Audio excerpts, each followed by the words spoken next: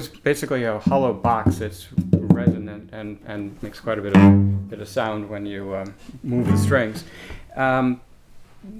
I think probably people started with just making a box of some shape and then experimented with different shapes and found what worked well, and this is actually a shape that works pretty well. It has these cutouts so that we have space for the bow, and it has enough volume inside it that it works to have enough space inside it for the lower notes. So let's see, in terms of the construction, the top is actually made from a different wood. It's made from spruce typically, and the back and the sides are made out of maple. On a cello, normally the bridge is made out of maple. We call this the top. And strings, fingerboard, neck, peg box, pegs for tuning. These are fine tuners for pegs. This is the end pin. I have a special kind of end pin, which is a bent end pin. It can be either straight or bent. The bent end pin has some advantages in terms of people's back health. As well, it helps to bring up the cello a little bit in this more of an angle, so it's a little bit flatter, so that as we're playing, it's flatter here rather than steep down. So what else should I tell you about this? This is called the scroll.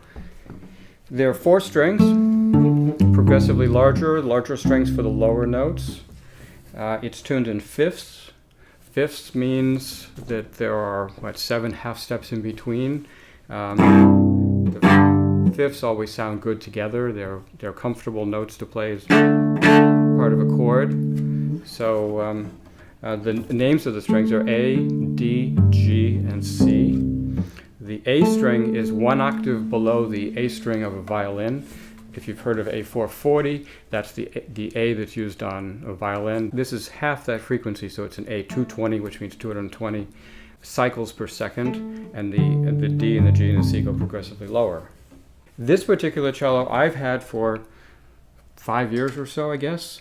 I bought it when I wanted to get a better cello and I wanted to limit how much money I spent, so I was looking for a cello that had no name inside it. Most cellos have a name inside them, and you pay in part on the quality of the name inside. It's a pretty decent cello for the level playing that I do. I don't need a $500,000 cello, but I need to have an instrument that's suitable for an orchestra player anyway. Yeah, well, and I remember when you were picking out cellos, you came over one day with about 5 or 6 different cellos, and we took turns playing them, because what you hear at the cello is not what I hear standing 5 feet in front of the cello. Absolutely. So I would play so you could listen, and you would play, and I would tell you what I thought. Right. And it took me about a year to select this cello. Right, I went remember that. A number of times to New York City. I went to auctions. I saw many different cellos. I played instruments that were fabulous instruments, and I couldn't afford them. This one was affordable, and I ended up falling in love with it, and it's everything that I need. We have 4 different cellos here that Andy's going to play all of them so that you can hear how 4 different real cellos can sound very, very different. But I remember for a while you had borrowed my cello for a few weeks, I think, and you found it difficult to play softly. Yeah, I liked your cello in a lot of ways. But cellos have little oddities about them, and it's even hard. From my also engineering background, it's even hard for me to look at a cello and try to figure out why it is that the cello has that particular characteristic. This cello has a relatively dark sound, which I like. It speaks well through the whole register. I can lean into it and play it pretty hard, and it still keeps responding rather than like a speaker that's overloaded. It keeps putting it out for me if I push hard into it. I can also play close to the bridge, which is not possible on lesser cellos. Obviously, the goal of any expressive instrument like the string family and the woodwinds is to vary the tone quality from note to note or from one passage to another, and often over time, right, within the duration of a note. That adds interest to a performance. Absolutely. And there are a lot of ways to do that. One is with the bow. I can also do it with my left hand. In terms of bow, I can change the bow speed. I can change where I'm playing. Let me just show some possible ways. So that would be sort of just a simple straight note. Now I could make the note sound differently by playing with a faster bow. I can have it have an edge to it.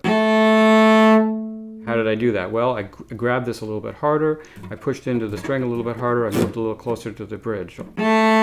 All those things change it. And that's all with the bow. Now I can also change it with my left hand. I to go someplace, start a little vibrato. I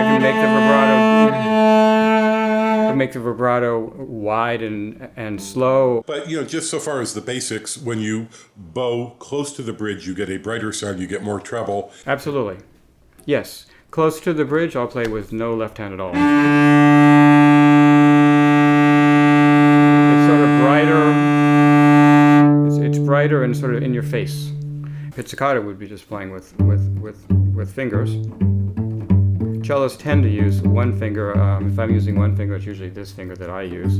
I see a lot of cellists play this way. Bass guitar players are going to alternate fingers. Typically, they would be playing with these two fingers, sometimes the third finger.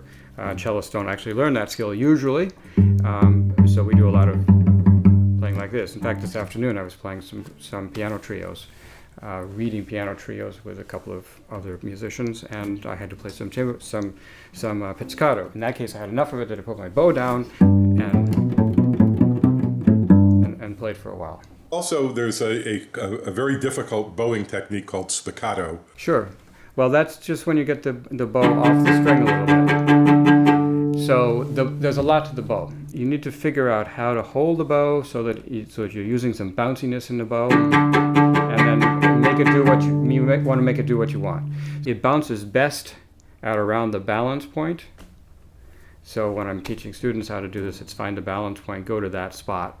I'm frequently talking to my students about that. Sounds like a gorilla playing when they're Right. So you want to use smaller muscles for the faster movements. Now, you play in professional orchestras and you play under a conductor. Yeah. And that must be pretty challenging to read the music. And when you're reading music, you're always reading, a bar ahead of where you actually are. We have to be thinking ahead about where we want our hand to be able to be on the fingerboard in order to be able to get to the notes that appear in the next measure. Right. So that's one thing. We also have to be playing with our neighbor. That's the other thing. We have to be synced in with the person we're playing with and listening to perhaps the violas and having a sense of a whole chamber orchestra playing as a group rather than it's not just simply taking it off the music stand and playing that and perhaps staying with the conductor. That's not all of it. That's one of the things, but there's many pieces to it. Then there's the other fact that the conductor is typically a little bit ahead of where we are. It varies according to the conductor and what kind of music they're playing. If it's a German style, they're quite a bit ahead, maybe as much as a third of a beat ahead of where we are. One of the reasons, I guess, for a conductor is, a stage can be 50, 60 feet across. That's like a 50, 60 millisecond time delay between the cello section and the snare drum over at the opposite side of the stage. Right. So you can't necessarily go by what you hear. You have to go by what you're seeing. If I'm sitting in the back of the cello section, I have to be certain that I'm not behind, tiny bit ahead of where I think I need to be in order to match with where the first cellist is. And a conductor also is sort of like a director of a film. He brings his vision to somebody else's script. So now we're going to compare four different cellos. So a bit of the beginnings of the second Bach suite on this cello. This is my good cello. This is my favorite cello. This is how I like it.